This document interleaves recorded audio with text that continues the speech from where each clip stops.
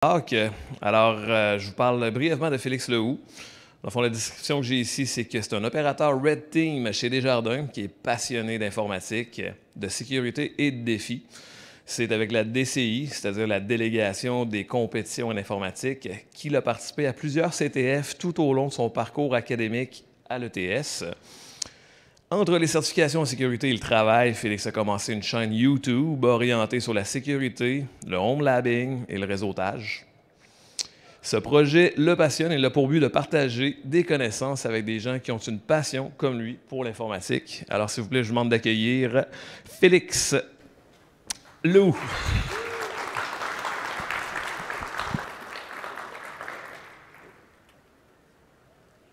Parfait. OK, parfait, ça marche. Ouais, bonjour, bienvenue à ma présentation sur Git de 0 à Hero. Fait que je me présente brièvement. Je m'appelle Félix Lehoux. De jour, ça a été mentionné. Je suis un Red Team Operator chez Desjardins. Je travaille aussi beaucoup sur l'amélioration et l'automatisation de différents processus. De soir, je suis un papa d'une petite princesse et de deux doggos. Et comme ça a été mentionné, j'ai une chaîne YouTube que je partage des connaissances sécurité, home labbing et un petit peu au niveau de la réseautique. Donc, le vif de ce sujet-là, l'objectif de cette présentation-là, c'est de vraiment vous rendre plus familier avec Git. La raison, c'est que j'ai soulevé une certaine problématique et je trouve que dans le fond, c'est important d'en parler parce qu'on peut sous-estimer le fait que les gens ne sont pas nécessairement totalement tous des gourous avec Git. Fait que familiariser avec les commandes, les pipelines et le workflow de développement.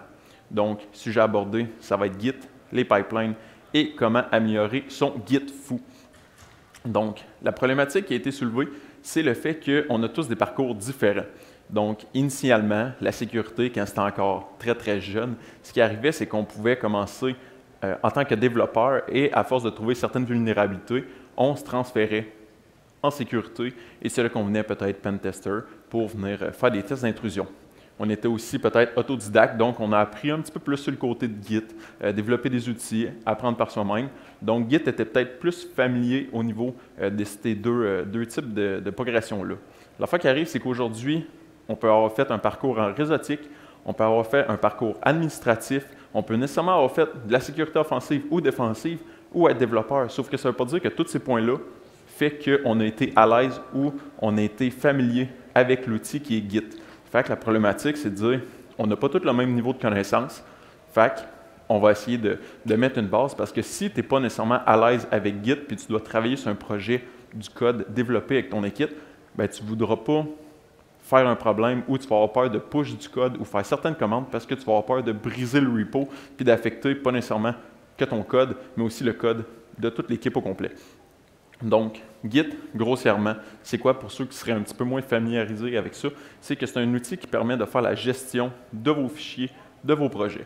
Donc, ça permet d'avoir une version par projet à un seul endroit. Donc, on peut avoir un serveur, ça va regrouper tous nos projets. On va pouvoir y avoir accès à distance. Puis, ce qui va se passer, c'est qu'on va pouvoir collaborer à plusieurs sur ces projets-là. Donc, ce qui arrive, c'est quand on est une équipe, on veut travailler sur différentes fonctionnalités en même temps, on va être en mesure de travailler sur ces fonctionnalités-là sur le même projet qui est distant, sans problème. On va aussi pouvoir reculer en arrière dans le cas qu'il y aurait eu des problèmes, des suppressions de code ou que dans le fond, il y aurait eu des problèmes qu'on voudrait rollback pour s'assurer que le code fonctionne bien. Donc, comment il faut voir Git? Il faut voir ça sous la forme d'un arbre avec des nœuds. Donc, chaque nœud correspond à une version du projet, ce qui fait que ça permet d'avoir plusieurs branches en parallèle, comme je l'ai mentionné, pour pouvoir faire différentes fonctionnalités.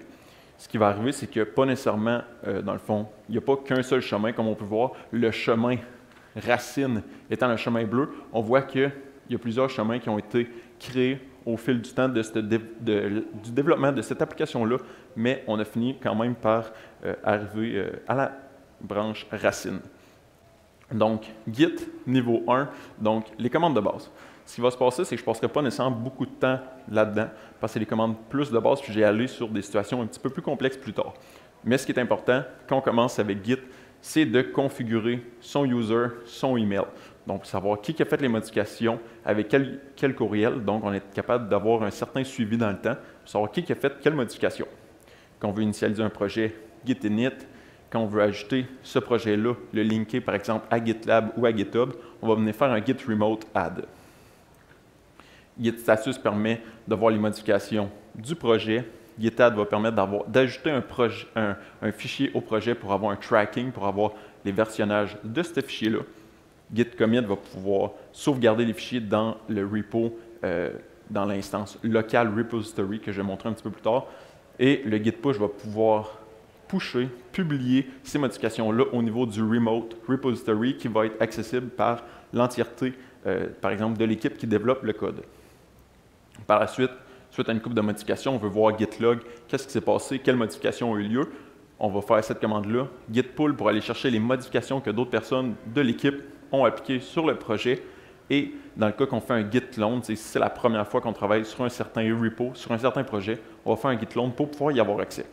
Fait que ça, c'est des commandes un petit peu plus de base, mais ce qui n'est pas ce qui nous intéresse le plus. Ce qu'on veut, c'est le good stuff, fait que les petites subtilités. Ici, c'est une mise en situation qui fait qu'on a 3 fichiers qu'on a modifiés à l'intérieur. Donc, on a notre fichier 1, notre fichier 2 et notre fichier 3. On voit ici que le fichier 1 contient des fonctionnalités propres au commit 1 et propres au commit 2. Ce qui va arriver, c'est que dans l'habitude, si on est moins familier, on va faire git add point. Pour ceux qui sont moins familiers avec ça, ce qui va arriver, c'est que ça va ajouter l'entièreté des modifications au commit. Puis dans le fond, on va faire un commit au lieu de 2. Puis dans le fond, c'est qu'on va faire un message qui va comprendre l'ensemble des fonctionnalités. Ça devient problématique à un certain point. Donc, ce qu'on veut, c'est pouvoir ajouter chacune des portions, donc commit 1, dans le commit 1 et le commit 2 seulement dans le commit 2. Comment on va faire ça? Bien, la commande git add a un paramètre, -p, qu'on peut utiliser pour pouvoir y aller granulairement au niveau de chaque section du code. Donc, ce qui va se passer, c'est lorsqu'on fait le -p, on va avoir une première portion de code qui va dire qu'est-ce qu'on fait avec ça. Dans notre cas, on va dire on veut l'ajouter parce que c'est le commit numéro 1. Fait qu'on va faire Y pour faire l'ajout. Dans la deuxième portion du code, on peut voir qu'il y a commit numéro 1 et commit numéro 2. Donc, on ne veut pas faire yes ou non parce qu'on veut l'ajouter, mais pas tout au complet. Fait que ce qui va arriver, c'est qu'on va utiliser le S qui va permettre de splitter le chunk en 2 sous-chunks. En faisant le S, on va être en mesure de splitter en 2 chunks le premier chunk du code. Fait que ça, on va pouvoir faire le Y pour dire oui, je veux l'ajouter. Et pour la deuxième portion, on va pouvoir dire non parce qu'on ne veut pas l'ajouter. La dernière section dit que c'est une fonctionnalité de commit 1, fait qu'on va l'ajouter à notre commit. Quand on arrive après ça et qu'on fait un git status, on va voir les modifications, l'évolution, les changements de ce projet-là, puis on va voir que le fichier 1 est ajouté, mais pas en entièreté. Donc, de cette manière-là, on va être en mesure d'ajouter seulement les fonctionnalités et les portions spécifiques au commit 1 pour avoir un commit beaucoup plus granulaire. Ça permet aussi d'avoir une vérification du contenu qui a été fait. Donc, si jamais vous êtes quelqu'un, vous codez vite, vous ajoutez ça, vous faites différentes fonctionnalités à gauche et à droite, vous arrivez, c'est le temps de commit, oh, vite, git add point, vous allez probablement ajouter plusieurs choses qui ne vont être pas nécessairement désirables. Vous allez peut-être ajouter plein de new lines, plein de white space. Fait qu'en ayant le git add-p, vous allez être en mesure de regarder puis vous assurer que ce que vous avez fait, c'est la bonne chose. Vous voulez push les bonnes modifications, puis vous n'avez pas million new lines qui ne servent à rien puis qui ne viennent polluer le document.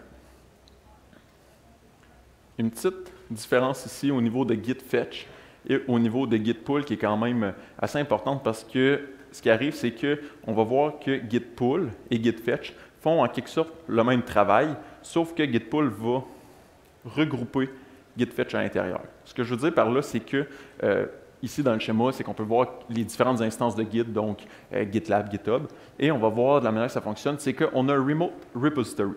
Ce qui va se passer, c'est que ça, sur votre Git, sur votre GitLab, vous allez avoir votre projet que vous allez pouvoir cloner. C'est l'instance du remote repository. Par la suite, si vous faites un git pull, par exemple, vous allez cloner, vous voulez aller chercher les dernières modifications, vous allez faire un git pull qui va venir mettre à jour votre working directory, donc les modifications que vous avez présentement en cours sur votre machine. Donc, ça va être appliqué directement sur votre code. Dans le cas que vous faites un git fetch, ça va prendre les modifications du remote et ça va l'appliquer sur le local repository. Ça, dans le fond, c'est une instance locale de votre repository qui fait que les modifications ne vont pas nécessairement être appliquées directement sur votre code. Donc, si jamais vous allez quand même get les dernières mises à jour au niveau du projet, vous êtes en mesure de le faire sans nécessairement venir perturber votre workflow de code parce que vous ne voulez pas que ces modifications-là soient nécessairement mergées dans votre working directory courant. Donc, pour appliquer les modifications, vous allez être obligé de faire un git merge pour venir appliquer ces modifications-là. Donc, des fois, on va préférer faire un git fetch avec un git merge pour avoir une certaine granularité au niveau des exécutions, tandis que si on fait git pull, on ne sait pas nécessairement qu'est-ce qui se passe tout en arrière, puis si, dans le fond, il y a des merges qui vont, dans le fond, git pull pourrait abort, c'est si, par exemple, vous voulez faire un fast-forward merge, mais dans ce cas-là, ça va dire que tu ne peux pas git pull parce qu'il ne peut pas merger parce qu'il y a un conflit. Donc, en faisant le git fetch, le git merge, vous êtes en mesure de le faire, je veux dire, à bras. Je ne sais pas si vous êtes familier avec le terme head, mais head est une référence au dernier commit de la branche courante. Donc, si jamais vous faites un git push origin head, ça va pusher le dernier commit que vous avez fait dans la branche courante. Donc, pour ne pas avoir des problématiques et dire git push origin master, git push origin new branch, si vous faites head, vous allez toujours pusher le contenu dans votre branche actuelle. L'affaire qui arrive, c'est que ici, on voit que le head réfère au dernier commit de la branche new branch. Si je fais un git checkout main, ça veut dire que notre head va maintenant référer à la branche main. Mais qu'est-ce qui arrive si je fais un git checkout sur un commit qui n'est pas le dernier d'une branche? On se ramasse maintenant avec une detach head. Ce qui va arriver, c'est qu'on va perdre en soi quelque peu le tracking et on ne sera pas en mesure, dans le fond, de garder le suivi à ce niveau-là. Si, par exemple, je décide de faire 2 commits supplémentaires, donc je fais des empty commits dans ce cas-là qui ne veulent rien dire, on voit que mon head n'est plus au commit 1, mais au empty commit 2. Si par la suite, quelqu'un me dit « Hey, j'ai besoin de toi, il faudrait que tu fasses un test unitaire, change de branche, va-t'en dans main, va-t'en dans la nouvelle branche, j'ai besoin que tu développes tel feature ou vérifier que ça fonctionne bien. » On va vouloir check out dans la branche new branch, par exemple, mais là, ça va nous faire un warning. Ça va nous dire qu'on va laisser 2 commits behind.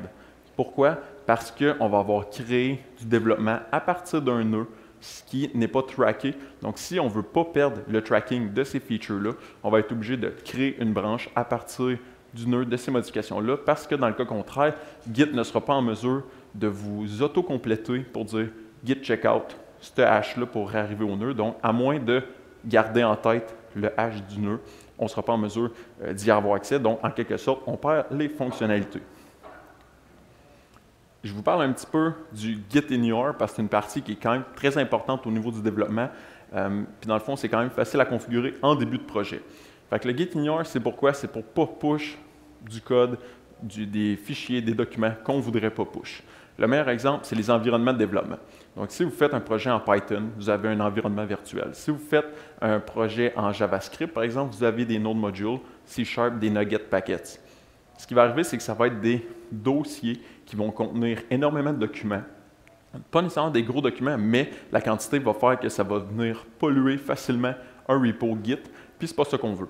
Donc, ce qui va arriver, c'est que ces différents dossiers-là, on va les mettre dans le Git Ignore parce qu'on ne voudra pas les déployer directement en ligne sur notre projet. Avec un fichier, par exemple, requirements.txt, on va pouvoir aller chercher l'entièreté des dépendances avec un seul fichier au lieu de uploader littéralement 1001 modules. Ce qui va arriver, c'est qu'on peut aussi mettre différents types de documents, dont le fichier d'environnement local, par exemple.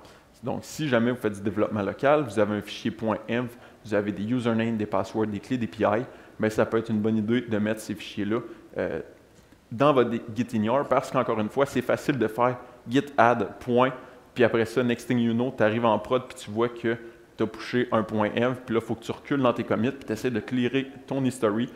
Fait que ça devient problématique. Donc, prendre un petit 5 minutes au début de votre projet, arriver et configurer votre Git Ignore. Si vous ne savez pas trop quel type de repo, de fichier ou de dossier qui est important à mettre dans votre point Git Ignore, allez sur Google. Il y a plein de Git Ignore Helper qui va vous pouvoir dire « OK, ben moi, ça va être un projet Python avec tel type de dépendance. » Ça va vous builder un certain type de Git Ignore, un template que vous pouvez utiliser pour partir votre fichier de Git Ignore. Donc, dans cette manière-là, vous n'aurez pas, par exemple, les environnements virtuels, les fichiers Python compilés et toute autre dépendance. Ça peut fonctionner nécessairement si vous faites des présentations, vous ne voulez pas qu'à toutes les fois, par exemple, vous utilisez une extension qui est MARP, ça génère un PDF. Bien, si jamais vous ne voulez pas que l'entièreté des générations de ces PDF-là soit publiée sur le repo pour ne pas polluer, bien, vous mettez ..pdf dans Git Ignore, puis ça ne sera pas listé lorsque vous faites un git status pour pouvoir l'ajouter. Donc, ça a pour but de garder votre repo un petit peu plus clean. Le niveau 3, j'ai mis conflit, branch, merge request et stash. Première chose, c'est les conflits. Ça fait peur. Le monde, quand ils arrivent et ont des conflits, je me suis fait compter des histoires que ce qu'ils font, c'est qu'ils prennent un fichier, ils font un move.backup, puis ils reclonent le projet, puis manuellement, ils viennent transférer les fichiers un à un pour s'assurer qu'il n'y ait pas de problématique. Et ça, c'est la pire affaire parce que Git est fait pour pas avoir à faire ça, pour garder le tracking des versions. Fait que, ce qui arrive, c'est qu'on va y aller, puis on va prendre des outils qui vont nous aider à passer au travail beaucoup plus facilement. Fait qu'un conflit, c'est pas si grave que ça, on va passer au travers. Donc, dans ce cas-là, je vous ai montré, pour donner un exemple différent, git fetch, git merge, puis là, ça me dit que j'ai un conflit. Donc, pour vous donner un effet un petit peu plus visuel, pour vous aider, moi, j'utilise VS Code. Donc, VS Code, quand vous allez dans la portion de gauche, vous avez le petit onglet, ça va vous dire que vous avez des changements, des merges en conflit. Puis dans le fond, ça va vous dire, point d'exclamation 3, en voulant dire qu'il y a 3 lignes. Quand vous regardez, c'est assez simple. Vous avez la version en vert, la version en bleu, ça va vous dire quelle portion vous voulez sélectionner. Dans le cas que vous voulez accepter les current change, c'est la portion en vert. Dans le cas que c'est les incoming, ça va être la portion en bleu.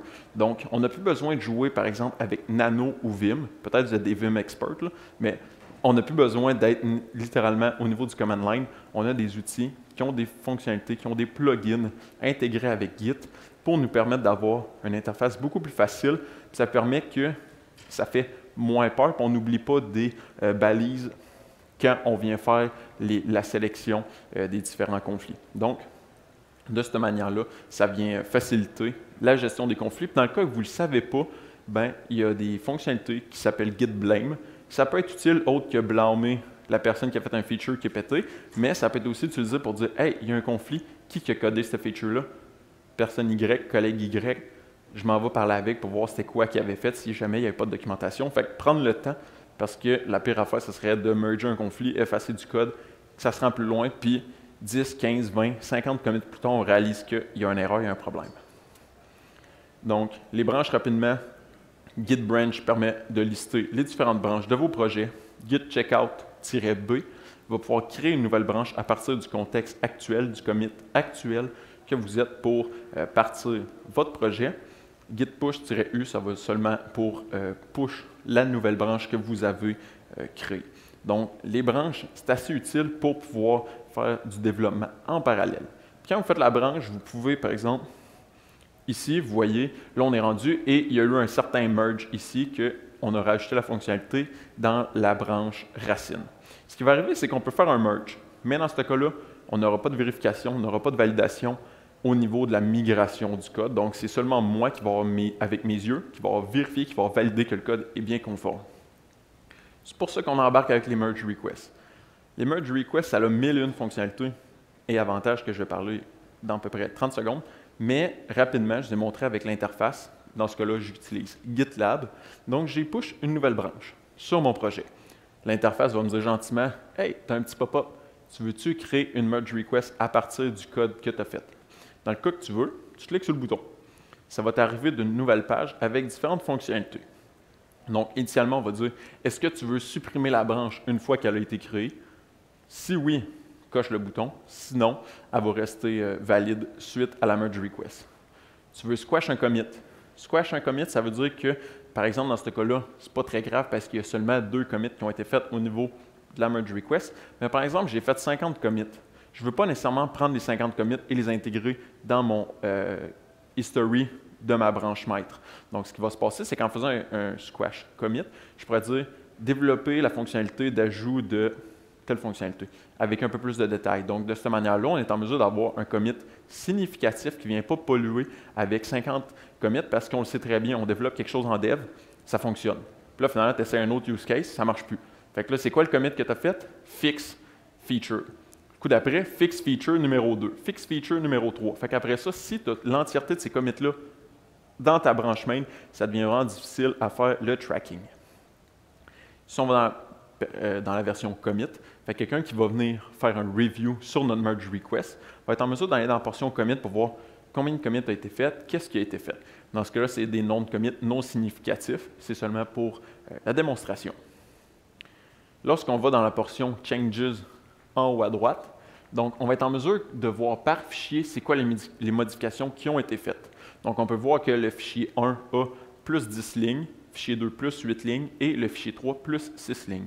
Donc on va être en mesure de passer au travers des différents fichiers qui ont été modifiés, de voir les modifications et par la suite, si jamais il y a quelque chose qui ne nous convient pas, qu'on veut des clarifications, on va être en mesure de sélectionner les lignes et de créer un commentaire pour avoir un review de la personne qui a créé le merge request. De cette manière-là, ça vient vraiment interactivement améliorer la migration du code. Ça permet d'avoir des yeux externes sur ce qui a été développé. Donc, pourquoi le merge request? Dans le fond, je l'ai dit tantôt, ça va venir valider et normaliser le contenu. Je trouve qu'un des meilleurs exemples, c'est par exemple la documentation. La documentation, si on a un wiki, on travaille dessus. Moi, je travaille dessus, quelqu'un d'autre travaille dessus. On ne développe pas, on ne documente pas de la même manière. Puis, ça se peut qu'on ne va pas le lire en même temps. Donc, peut-être que mon collègue a développé une documentation sur tel feature ou tel outil, sauf que moi, en ne l'ayant pas consulté, je ne l'ai pas vu, je l'ai développé en parallèle. Dans ce cas-là, on aurait 2 fois la documentation d'un même outil, pas au même endroit. Donc, ce n'est pas ce qui est le mieux. En ayant une merge request, si quelqu'un vient valider et normaliser le contenu, il va pouvoir voir que le contenu a déjà été documenté, par exemple, dans le wiki, et on peut voir que, par exemple, si jamais c'est du code, ben, la manière que les variables sont nommées, la manière que les fonctions sont nommées. Mais dans ce cas-là, c'est un code d'équipe, un projet d'équipe, ça vient avoir certaines normalisations et on va pouvoir venir les appliquer directement au niveau de la merge request. On ne push pas dans la branche racine, donc dans main ou dans master, ce qui fait qu'on réduit les conflits. Donc, si on travaille tous dans la même branche, c'est sûr qu'indirectement, on travaille pour avoir des conflits et ça permet de rendre le Git history beaucoup plus propre. Donc, avec les squash commits. Maintenant, je change un petit peu, ça va être une mise en situation en quelque sorte. Donc, je suis dans la branche New Branch. J'ai fait des modifications, fichier 2, fichier 3, dans le but d'avoir une fonctionnalité qui se nomme commit 4.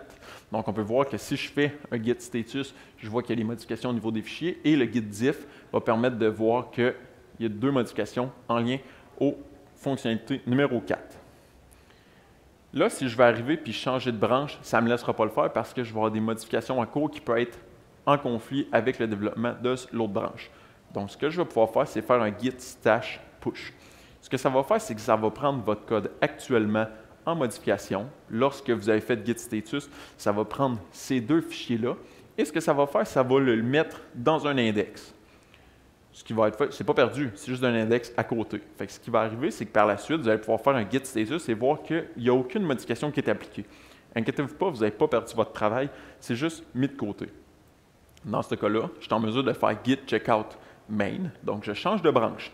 Je fais un git status, il n'y a encore aucune modification, et lorsque je fais un git stash pop, ça va ressortir les modifications que j'ai mis de côté pour pouvoir les réappliquer sur la branche courante. Et dans ce cas-là, ça donne bien parce que auto-merging fichier 3 et il y a un conflit au niveau du fichier 2. Donc, lorsque je fais un git status, je suis en mesure de voir le fichier 3 qui a été modifié ainsi que le fichier 2. Je pense qu'un bon commit, c'est quand même assez important, puis je l'ai réalisé lorsque j'ai fait un problème, puis que j'ai voulu revenir en arrière, qu'est-ce qui s'est passé. Donc, je me suis fait comme une règle du pouce en quelque sorte pour me dire, voici mon type de message. Donc, est-ce que c'est une feature? Est-ce que c'est un fix? Est-ce que c'est un refactor, une doc, ou style en voulant dire HTML, CSS? Dans ce cas-là, ça permet d'avoir un message beaucoup plus clair. Ça donnerait exemple, doc, documentation des jobs du pipeline GitLab, exécution quotidienne. Donc, c'est un message un petit peu plus significatif, mais ça dit aussi que quand vous allez faire le Git History, Git Log, par exemple, vous allez voir toutes les significations des messages, les types des messages au début. Donc, vous allez voir que c'est une feature, un fix, une documentation, un fix, un fix. De cette manière-là, si vous cherchez un problème dans le code, bien, vous allez peut-être regarder une feature qui a été développée. Donc, si jamais vous voyez qu'il y a eu un correctif, mais il manque peut-être un autre use case, bien, vous allez chercher le commit qui a eu un fix. Ça va être beaucoup plus facile de revenir en arrière et de chercher le bon commit s'il a bien été documenté au lieu de dire fix feature 1. Oh, refix feature 1, oubliez telle affaire. Puis là, ça peut être des typos, des choses comme ça, c'est juste le commit, c'est typo. Ça ne dit pas grand-chose. Oui, tu as fixé un typo, mais où? Fait que ça devient beaucoup plus facile de naviguer au travers du Git History de cette manière-là. dans le best world, on a un commit, une fonctionnalité. Encore une fois, c'est beaucoup plus facile de revenir en arrière et de faire le tracking. Donc, ça permet d'avoir une bonne idée de qu'est-ce que le commit contient et ça permet de revenir en arrière lorsqu'il y a des problèmes. Ça, c'est une portion bonus que je pourrais appeler au niveau de Git. Donc, la grosse règle du pouce, ça va être de travailler à plusieurs sur une même branche. Ça fait quoi? Ça fait des conflits. Fait que créez vos branches, développez vos fonctionnalités. Même si c'est des petites affaires, vous allez merger à la fin, ça va être beaucoup plus simple, vous allez éviter énormément de conflits. Utiliser des identifiants clairs dans le code, c'est non. Je ne suis pas quelqu'un d'absec, mais c'est grosse règle du pouce. Éviter les commits non significatifs et les commits qui contiennent plusieurs fonctionnalités parce que ça devient vraiment difficile de faire le tracking dans le temps. Donc, essayez de faire attention à ça. Et si jamais vous avez besoin de faire un "-f", pensez-y vraiment. Puis si vous pensez être correct et savoir qu'est-ce que vous faites, demandez probablement à quelqu'un d'autre parce que c'est rare qu'on a besoin de faire un "-f puis qu'on sait comment ça marche. Fait il y a probablement une autre solution qui est meilleure que ça. Donc, c'est ça qui clôt un petit peu la portion de Git avec certaines mises en situation. Maintenant, j'embarque dans les pipelines CI/CD. Donc, moi, là, je ne dirais pas nécessairement longtemps, dans ma tête, les pipelines, c'était voodoo, c'était magie, c'était complexe, puis je ne savais pas comment ça fonctionnait. Fait que j'ai décidé de regarder un peu plus ça pour voir c'est quoi. Pourquoi qu'on aurait besoin des pipelines dans différents outils de développement? Où on commence? C'est quoi les terminologies qui peuvent être intéressantes et le terme schedule va nous permettre de faire quoi? Donc, principalement, des pipelines, ça fait quoi? Ça permet d'automatiser plusieurs types de tâches et processus. Donc, que ce soit des tâches dans différentes étapes. Ça va vous permettre de tester, de construire différentes images dans ce cas-là. Ça peut être des images Docker, ça peut être des packages, donc des packages Python, des packages Node. Vous êtes en mesure de compiler ces packages-là. Vous pouvez aussi compiler du code. Si jamais vous avez du C, vous voulez le compiler, par exemple, en EXE par la suite avec un pipeline quotidiennement, vous êtes en mesure de le faire parce que vous utilisez les pipelines. Par la suite, le déploiement. Vous pouvez mettre à jour, déployer des données qui vont être accessibles pour un autre produit, pour un autre projet. Donc, vous êtes en mesure de déployer ces données. Puis, j'ai juste dit 3 points, mais plus tard, je vais vous donner une couple d'exemples qui pourraient être fort intéressants à voir au niveau de votre entreprise des pipelines. Donc, pour avoir une certaine terminologie, si vous êtes moins familier avec les pipelines, c'est que ça fonctionne par tâche, ou aussi appelé job, au niveau des différentes étapes et stages. Donc, ce qui va arriver, c'est que ici, on a le stage build, le stage test et le stage deploy. Donc, ça va être les grosses étapes qui vont contenir des jobs, qui va faire que ce format visuel, on va être en mesure de voir que ça va comme ça. Par la suite, chacun des stages, chacune des étapes va contenir des jobs, des tâches à exécuter. Dans ce cas-là, une tâche de build, des tests et un déploiement. Lorsqu'on exécute la job build job, si ça fonctionne, parfait, on va embarquer sur ces jobs-là. Les deux jobs vont commencer en parallèle. Ils vont exécuter en parallèle. Si les deux fonctionnent correctement, on va s'en aller ensuite au deploy job. L'affaire qui arrive ici, c'est qu'il y a des petites lignes qui vont mentionner une certaine dépendance. Donc, dans le cas qu'on arriverait, puis le test, c'est j'exécute manuellement la job, parfait, le build, il fonctionne. Dans le cas que la job 1 et la job 2 partent en parallèle, mais que la job 2 ne fonctionne pas, par exemple, je l'ai arrêté manuellement, il y a eu une erreur, il y a eu une exception, il y a quelque chose qui arrive, mais ça ne peut pas compléter. Ce qui va arriver, c'est que vous allez voir que la dernière job ne sera pas exécutée parce qu'elle dépend des deux premières. Donc, si jamais la première, dans l'étape de test, il n'y en a seulement qu'une des deux qui fonctionne, bien dans ce cas-là, la troisième ne pourra pas être exécutée, fait que le pipeline va arrêter là. Rapidement, des avantages du pipeline, c'est que ça va permettre d'automatiser différentes tâches qui vont vous permettre de sauver énormément de temps. Donc, que ce soit une tâche qui vous prend 3, 5, 10 minutes par jour, au fil du temps, c'est quelque chose de manuel que vous devez faire pour, par exemple, prendre un fichier, aller le mettre dans un autre dossier pour pouvoir générer d'autres métriques par la suite, ou juste des petits jobs de dire je dois générer 4 exécutables en début de ma journée parce que je commence des tests, ça devient quand même lourd. Donc, le faire, prendre le temps, prendre une demi-journée, faire le pipeline, puis ça va vous sauver énormément de temps, puis ça va s'exécuter à tous les jours. C'est facile d'utilisation parce que je vais vous le montrer avec différents templates, on va être en mesure de configurer un pipeline assez facilement selon votre type de projet. ça va être résilient. Donc, si jamais vous avez bien configuré votre pipeline, par exemple pour faire des tests, pour vérifier, valider que votre code est bien opérationnel et fonctionnel, dans ce cas-là, malgré le fait que vous êtes en développement, vous poussez une feature, vous avez oublié de vérifier certains use cases, vous n'avez pas fait les tests unitaires sur votre machine, vous pushez le code.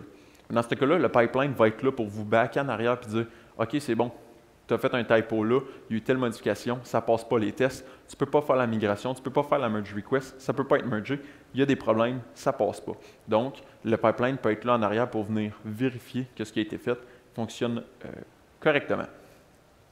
Au niveau de transparence, quand on fait des tests, au niveau du pipeline, la job va s'exécuter, on va être en mesure de voir les détails de ce job-là. On va pouvoir voir le temps que ça a pris, les différentes informations qui vont vous permettre de débugger par la suite, soit localement, ou ça va vous permettre de dire « Ah, j'ai juste oublié telle fonctionnalité, c'est mal collé ». Tu vas être en mesure de le faire sans nécessairement devoir tout redéployer localement pour faire le test. Ça va être aussi très scalable parce que si vous commencez un petit projet avec seulement dans le but de faire un pipeline, vous êtes en mesure de le faire sur le long terme. Donc, si votre projet commence avec 1-2 scripts, vous pouvez arriver par la suite, vous avez 15-20 scripts, vous pouvez adapter votre pipeline. Votre pipeline va juste être plus gros, différents types de tâches, différents types de jobs, puis avec le temps, ça va juste s'adapter à votre projet. Donc, on commence où avec les pipelines quand on commence? Donc, on commence avec un fichier de type YAML. Si vous avez des connaissances, vous pouvez le créer directement à bras et l'ajouter à votre fichier. Dans le cas contraire, on peut utiliser Git. Donc, dans ce cas-là, avec GitLab et au niveau des pipelines, on va venir ici, puis ça va nous mentionner une liste complète de projets, de templates déjà intégrés au niveau de GitLab. Donc, on peut utiliser le Try Test Template qui va être un format Hello World, mais on a aussi plusieurs autres types de templates qui sont utilisables. Donc, ça peut être ceux-là, mais ça peut être aussi différents autres templates qui sont présents sur Google. Donc, peu importe votre type de projet, il y a déjà probablement un template qui va vous permettre de vous aider à embarquer au niveau des pipelines. Donc, lorsqu'on a créé le projet Hello World au niveau du pipeline, on a la portion de gauche ou le Pipeline Editor et les 4 onglets en haut qui sont fort intéressants parce que ça permet de travailler votre pipeline directement au niveau de votre browser. Donc, ce qui va arriver, c'est que vous allez pouvoir faire Edit et éditer votre pipeline. Donc, vous voulez ajouter des étapes, vous voulez ajouter des jobs, vous voulez ajouter des dépendances, vous voulez ajouter 1001 affaires, ça va fonctionner. Vous pouvez le faire directement au niveau du browser. Vous n'avez pas besoin d'avoir votre instance locale puis pouvoir tester ça. Par la suite, vous faites vos tests. Vous dites, OK, je veux le visualiser. Est-ce que ça donne le graphe que j'avais en tête? J'ai peut-être une idée, j'ai fait un dessin à côté, mais est-ce que les jobs, est-ce que j'ai bien mis les dépendances? Est-ce que ça se raccorde comme j'avais imaginé? Donc, on est en mesure de le voir visuellement, directement au niveau du browser. Lorsqu'on vient sur l'onglet Validate, ça va vous permettre de valider que votre fichier est bien conforme. Donc, est-ce que vous avez oublié une table, un espace?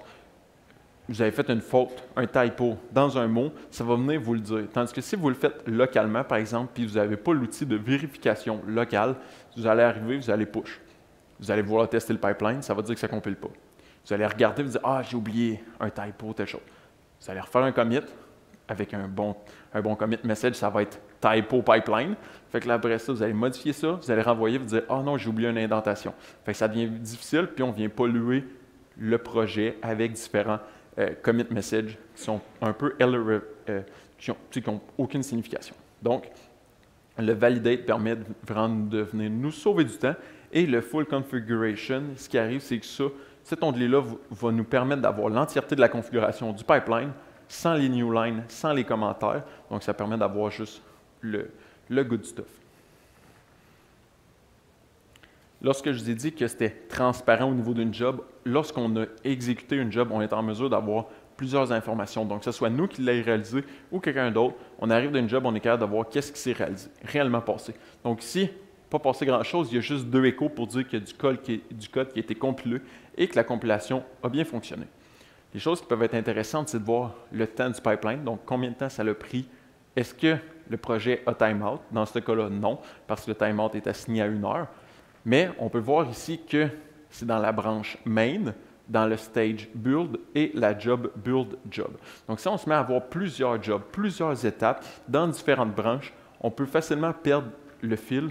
Dans ce cas-là, avec toutes les infos, on est en mesure de voir, OK, mes tests sont en développement. C'est normal que ça s'exécute de telle manière parce que j'ai tel type de configuration en développement que je n'ai pas nécessairement en production. Des keywords, là j'en ai mis seulement 5, mais dans le fond, ça c'est pour GitLab, mais vous avez une possibilité beaucoup plus complexe de ça, une liste beaucoup plus détaillée. Ce qui fait que, par exemple, le terme needs. Needs, c'est un terme utilisé pour définir des dépendances. Donc, comme je vous ai montré tantôt le schéma qui était créé, lorsqu'on voit les petites lignes, on voit qu'il y a une certaine dépendance entre les différents jobs qui fait que la job, par exemple, de test ne peut pas être exécutée parce qu'elle dépend de la job de build. Donc, si la job build n'a pas été exécutée, on ne pourra jamais exécuter la job test tant aussi longtemps qu'elle n'aura pas été complétée avec succès. Dans la portion Before Script, ça va être du script que vous allez voir exécuter avant l'exécution de votre pipeline. Donc, si jamais vous voulez venir faire des vérifications, des check-ups pour voir est-ce que, par exemple, un site est up. Si le site est up, continuez à faire les différentes étapes. Si le site n'est pas up et vous voulez aller faire de la synchronisation de données, ça ne sert à rien d'aller embarquer dans un pipeline de 12 étapes. Si l'étape numéro 1, qui est la synchronisation, puis le site n'est pas reachable, ça ne sert à rien. Fait que ça peut être certaines petites vérifications qui vont être faites à ce niveau-là, au niveau du Before Script. Parfait, pas de problème. Artefact, en fait, c'est un terme qui est quand même très utilisé, puis c'est une fonctionnalité qui est vraiment le fun à avoir parce que ça va permettre de transférer des fichiers au travers des différentes jobs, des différentes étapes. Donc, ce qui va se passer, c'est que, par exemple, vous êtes dans la job synchronisation. Dans la première étape, ce qui va arriver, c'est que vous allez pouvoir synchroniser les fichiers. Par la suite, vous voulez appliquer des modifications, par exemple, sur ces fichiers-là, aller chercher des métriques, des choses comme ça. Bien, vous allez avoir besoin des fichiers qui ont été synchronisés dans l'étape numéro 1. C'est là que les artefacts viennent en compte parce que ce qui va arriver, c'est que les artefacts vont être transférés. Donc, tous les fichiers qui ont été synchronisés, tous les fichiers que vous avez accès initialement, dans la première étape, vont être transférés à la deuxième étape et vous allez pouvoir les utiliser pour faire la mise à jour, les modifications et tout plein d'autres choses.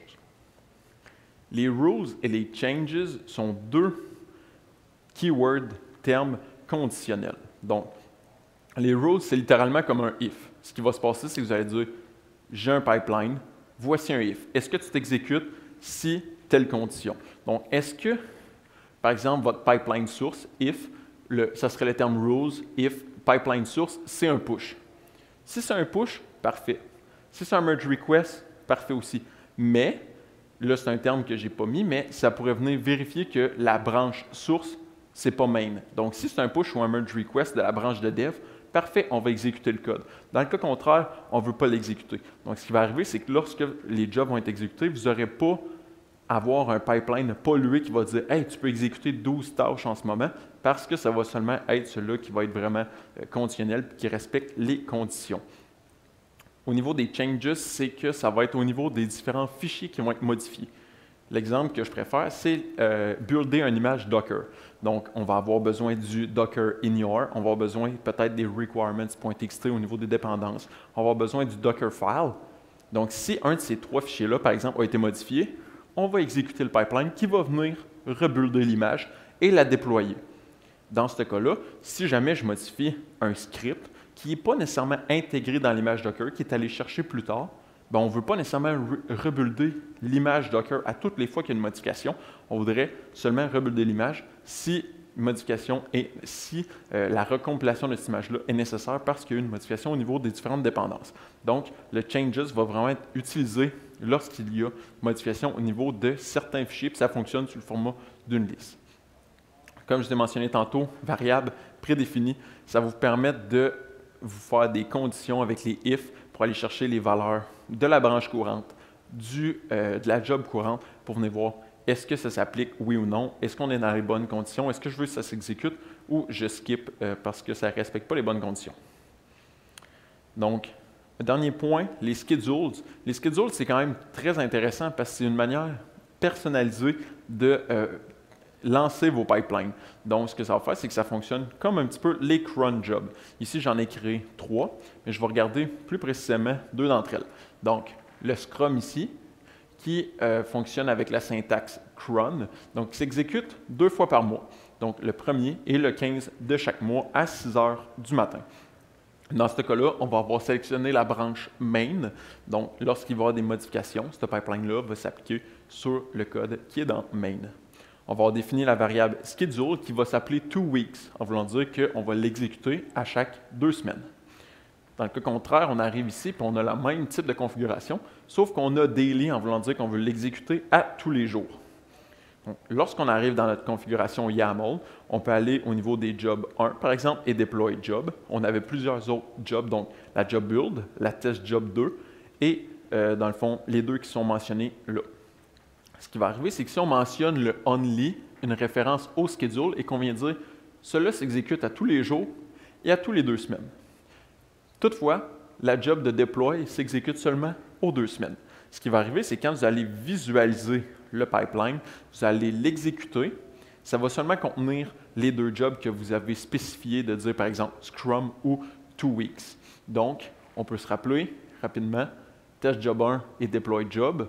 Ce qui va arriver, c'est qu'ici, lorsqu'on va le forcer manuellement, on va pouvoir venir voir que test job 1 et deploy job sont exécutés, mais pas la job de build et pas test job 2, qui était initialement aussi dans le fichier pipeline. Donc, ça permet d'avoir différents types d'exécution. Donc, est-ce que vous voulez faire de la synchronisation de données à tous les jours, faire un traitement dessus? Vous voulez peut-être exécuter des jobs 1 fois ou 2 fois par semaine seulement que le samedi matin. Vous êtes en mesure de configurer ça parce que c'est la cron syntaxe. Donc, vous êtes en mesure de le faire et personnaliser l'exécution de vos jobs comme vous le désirez. Donc, rapidement, des idées de pipeline, générer des rapports sur des métriques d'une ou de plusieurs équipes. Donc, vous n'avez pas besoin d'aller regarder manuellement et aller compiler ça. Les pipelines peuvent le faire pour vous si jamais vous avez des scripts qui sont déjà adaptés à ça. Mettre à jour et vérifier les informations des tests en cours. Donc, si jamais vous avez des tests en cours, vous êtes en mesure de ressortir, par exemple, ces données-là et dire, OK, présentement, je n'ai pas été voir les pipelines, mais je sais que, par exemple, qu'on a 4 tests et voici les pentesters, par exemple, qui travaillent dessus. Voici les tests en cours parce qu'on a sorti l'information directement avec les pipelines. C'est tout sorti automatiquement. Compiler quotidiennement des exécutables. Donc, si jamais c'est des pen tests que vous faites, mais ça peut être un set d'outils que vous venez compiler à tous les jours. Le matin, chaque pentester va downloader l'archive directement dans les artefacts et passe sa journée de test avec ces différents exécutables qui viennent tout juste d'être compilés. Donc, on s'assure que les hashes sont nouveaux et que la détection est peut-être moins agressive sur ces nouveaux exécutables qui ont été vus seulement 1 fois dans le parc. On est en mesure aussi de compiler des images Docker. Donc, si jamais vous avez différents outils Docker, container Docker dans votre set d'outils, ça peut être intéressant d'avoir ça pour les compiler lorsqu'il y a des modifications. Tester le code avant son développement en production ou faire des tests, des choses comme ça, vous êtes en mesure de le tester directement avec votre pipeline. Vous êtes en mesure aussi de notifier des utilisateurs lorsque les tests sont incomplets. Donc, dans le point numéro 2, ici, je vous ai dit mettre à jour et vérifier les informations en lien des tests en cours. Mais par exemple, il y a un test en cours, puis il n'est pas tout à fait complété. Il manque de l'information, il manque de documentation, mais dans ce cas-là, vous êtes en mesure de venir notifier l'utilisateur, le pentester, par exemple, qui a fait les tests, pour dire « Hey, il te manque 2, 3, il te manque des screenshots, tu n'as pas bien détaillé sur quel outil tu fais le test, c'est quand est-ce que ça finit. » Il part des notifications pour dire « Va améliorer la documentation. » Donc, quand ça va être fait, l'entièreté, le test va être bien documenté, va suivre les normes. Fait que ça peut être aussi simple que ça, au lieu que quelqu'un dans l'équipe aille passer au travers de chacun des tests et dire « Hey, telle personne va modifier, là, il te manque un peu d'infos. » Donc, comment améliorer son Git fou? À cette heure, je vous ai dit, Git, il faut être plus familier, il faut se familiariser avec ça. Sauf que la meilleure affaire qui peut être faite, c'est si vous utilisez un IDE que vous vous sentez confortable avec, prenez-le. À cette heure, les développeurs utilisent différents IDE. Git est intégré à l'intérieur de ces IDE-là. Donc, si vous vous sentez plus familier avec utiliser par exemple, un IDE, utilisez un IDE au lieu d'utiliser les command line parce que ça peut faire plus peur. Vous voulez apprendre? Partez-vous un projet sur GitLab, GitHub, projet Private. Vous allez pouvoir faire différents types de commandes de base. Vous allez pouvoir jouer avec les Gitignore pour voir comment ça l'affecte les fichiers que vous voulez ajouter. Est-ce que mon Gitignore est fonctionnel, il est opérationnel? Comment ça fonctionne? Donc, quoi de mieux que de le tester dans un projet local? Par la suite, faites des merge requests. Créez une nouvelle branche, pushez du code qui n'a pas vraiment du sens, puis venez juste voir comment ça fonctionne une merge request pour être plus familiarisé avec. Donc, lorsque vous allez arriver sur votre environnement de travail, de développement, vous allez savoir comment faire une merge request, comment taguer quelqu'un, le squash commit, ça fait quoi. Donc, vous allez être un petit peu plus familier avec ça. Ça va, dans le même sens, moins vous faire peur parce que vous n'allez pas avoir peur de briser XY. Pratiquez-vous aussi à créer des pipelines, que ça fasse des jobs Hello World. Si vous êtes en mesure d'avoir différentes conditions, ça peut être intéressant de le tester là. Si jamais vous voulez une solution un petit peu plus interactive, ça s'appelle Learn Git Branching et ça a différents niveaux. Donc, vous partez de niveau novice en quelque sorte et vous commencez par faire que quelques commits. C'est vraiment intuitif parce que vous avez littéralement une image, un but à droite qui va vous dire « Voici la solution expectée. Je m'attends que pour cet exercice-là, tu puisses faire 2 commits, une nouvelle branche, 4K, puis tout ça. » Donc, plus on commence novice, moins la difficulté est élevée, mais ça permet de se familiariser avec les différentes commandes, puis ça vient vous montrer des step-by-step de « Ah, je ne sais pas quoi faire, voici la solution qu'on pouvait s'attendre. » Donc, ça peut être une solution qui peut être intéressante pour vous si jamais vous voulez améliorer votre Git fou. Donc, peut-être qu'avant la présentation, vous aimiez moyen Git. L'important, ça serait que vous soyez plus à l'aise puis vous n'ayez pas peur de l'utiliser dans votre travail. Donc, si jamais vous avez des questions, n'hésitez pas, ça me fait plaisir d'y répondre. Merci de l'attention.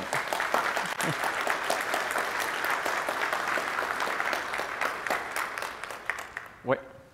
En fait, j'avais une question par rapport au timeout, la feature. Je trouve ça intéressant. Je me demandais comment est-ce que l'application en compagnie pouvait s'intégrer. Est-ce que tu mets un timeout spécifique par utilisateur, par projet? Est-ce que tu mets une période de temps, par exemple 72 heures sur les jours à venir? Ou tu peux mettre des blocs d'une dizaine d'heures par jour pour une personne à la fois, un groupe complet? Je voulais savoir comment ça s'intégrait. Je n'ai pas testé directement les timeouts spécifiques pour, mettons, l'exécution d'une job. Oui, c'est ça, pour l'exécution d'une job. Sauf que j'ai joué avec les artefacts. Tu es capable tu es en mesure de dire que tu veux garder les artefacts, par exemple, pour une durée de une journée.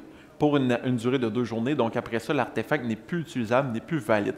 Donc, si jamais vous faites du traitement quotidien, après une journée, en théorie, ces artefacts-là ne devraient plus être utilisés, ça ne devrait plus servir. Donc, le même principe peut s'appliquer. Puis, dans le fond, cette section-là, ça va être littéralement dans votre code YAML, que dans ce cas-là, ça dit only ref schedule, mais vous êtes en mesure de dire, par exemple, artefact, une journée. Timeout, je suppose que c'est pratiquement la même chose selon la job. Donc, vous n'avez pas, c'est probablement pas, c'est probablement pas un timeout global de pipeline, mais tu peux probablement dire, OK, ben il y a une job qui va prendre peut-être 2 heures de traitement. Builder un image Docker pourrait prendre plus de temps parce que tu dis, OK, j'ai une dépendance là, j'ai une dépendance là, je vais aller chercher toute l'information. J'aurai un timeout, par exemple, de 2 heures, mais des applications que je fais juste un get pour aller chercher de l'info ne devaient pas prendre plus que 10 minutes. Fait que ça pourrait être quelque chose comme ça. Puis, j'en ai pas parlé parce que c'est plus complexe, mais c'est possible d'avoir des... Parce que la manière dont ça fonctionne, un pipeline, c'est un runner GitLab ou GitHub, mais c'est en mesure de configurer vous-même vos propres runners. Fait en ayant des configurations spécifiques pour dire c'est quoi mes pipelines, configurer directement à partir du runner et pas nécessairement au niveau de votre fichier de pipeline. Fait que ça peut être une fonctionnalité qui est fort intéressante. C'est rare que j'ai utilisé les timeouts. C'est rare que j'ai fait des jobs qui loupaient plus qu'une heure puis que là, ça failait, mais c'est quand même possible de changer ça. Y avait-il d'autres questions? Oui? Oui? La première, c'est à propos de Confirmation. Oui. Des fois, je commence à coder et je m'aperçois que je ne suis pas dans la bonne branche. Oui. Je peux me servir de ça pour pousser mon code, changer de branche, puis le ramener. Oui, oui. Puis dans le fond, ce qui peut arriver, c'est comme je l'avais montré un petit peu. Donc, ça peut arriver que, par exemple, dans une X branche, vous êtes plus avancé ou moins avancé, vous n'avez pas nécessairement la feature. Ça se peut que ça fasse un conflit lorsque vous allez faire le git stash, mais ça va quand même. Votre code, c'est comme si vous l'aviez copié en quelque sorte à quelque part. Vous voulez l'appliquer sur votre nouvelle branche, donc vous pouvez faire ça pour prendre le code que vous avez pris, mettons, dans la branche 1 pour l'appliquer dans la branche 2 parce que vous avez réalisé que vous n'étiez pas dans la bonne branche. Fait que c'est quelque chose de totalement possible et qui peut être fait. Il m'a donné une question, c'est je comprends le pipeline, j'ai juste du mal à visualiser. La notion de pipeline, elle est plus attachée à GitLab qu'à notre client local. Oui, dans le fond, c'est lorsqu'on va avoir notre projet, par exemple, dans ce cas-là, mettons, on a dit on a un projet sur GitLab, les pipelines ne vont pas s'exécuter localement. Ça va s'exécuter sur le serveur, par exemple, de GitLab. Ça va dire, OK, j'ai besoin de faire la synchronisation des données le pipeline, ça va être un script qui va être codé mettons, on va exécuter manuellement sur notre machine, qui va fonctionner. On va dire, par exemple, vous voulez faire le test, vous avez développé un script qui va chercher des données. Vous l'exécutez, vous avez accès au serveur, ça le reach, ça prend les données, ça les télécharge localement. Dans ce cas-là, au niveau du pipeline, ça va être le même principe, sauf que ça va être d'une machine distante sur le serveur au niveau de GitLab qui va venir faire l'exécution. L'avantage des pipelines, c'est que, par exemple, sur votre machine, vous faites get les données. Après ça, ça va être exécuter un autre script pour venir faire le traitement sur ces données-là. Tandis que le pipeline, vous pouvez faire une chaîne qui va tout s'exécuter, puis vous n'avez pas besoin d'activer ou de vérifier à tous les jours pour son exécution. Donc, ça s'exécute automatiquement à tous les jours. Puis, vous pouvez mettre avec les cron syntax, vous pouvez dire, bien, ça s'exécute à 6 heures ou à 8 heures, ou j'ai besoin des données avant midi. Fait que vous changez l'heure tout dépendamment de ce qui est mieux. C'est vraiment sur le site de GitLab que j'ai pas besoin, par exemple, de dire provisionne une VM pour rouler les tests d'assurance qualité. Il y a comme Oui, exact. Si vous voulez un type de VM custom parce que vous avez certaines dépendances, dans ce cas-là, c'est possible parce que vous pouvez mentionner une image Docker de partir. Dans le fond, vous pouvez dire fais mon exécution de pipeline à partir de cette image Docker-là. Donc, de cette manière-là, on va spécifier le remote repository, par exemple, d'une image Docker, puis on va dire utilise cette version-là. Donc, avec une image Docker, ça peut être un Alpine avec Python et dépendance XY. Donc, de cette manière-là, quand on va exécuter le pipeline, on va dire prends cette image-là, exécute le code dedans. Donc, on va s'assurer que les dépendances vont être là, puis on n'aura pas de problématique à l'exécuter. Donc, ça peut être un bon avantage à ce niveau-là. C'est d'autres questions? Parfait. Ah, oui?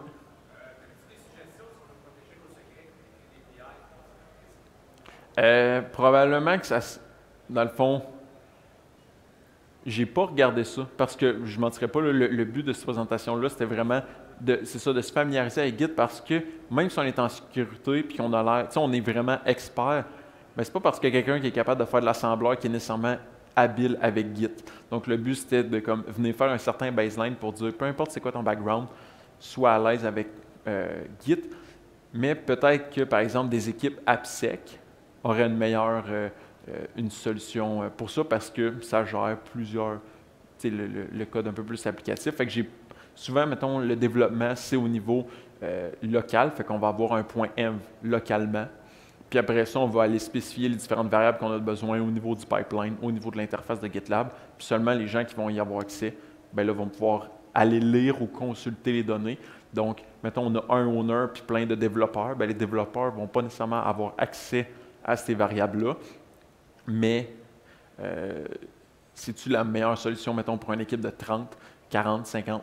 Ça, je ne pourrais pas le dire. Je sais que, mettons, pour un projet qu'on peut être 4, 5, 10 dessus, bien, s'il y a une personne qui a géré les données puis les secrets, bien, il va les mettre là puis il les met à jour avec, par exemple, un secret server ou un KeyPass ou des choses comme ça. Tu sais, ça peut être géré, mais lorsqu'on devient un projet qui est de beaucoup plus grande envergure, peut-être 100, 150, 200 personnes, c'est là que ça peut devenir problématique, puis j'ai pas de solution malheureusement pour ça.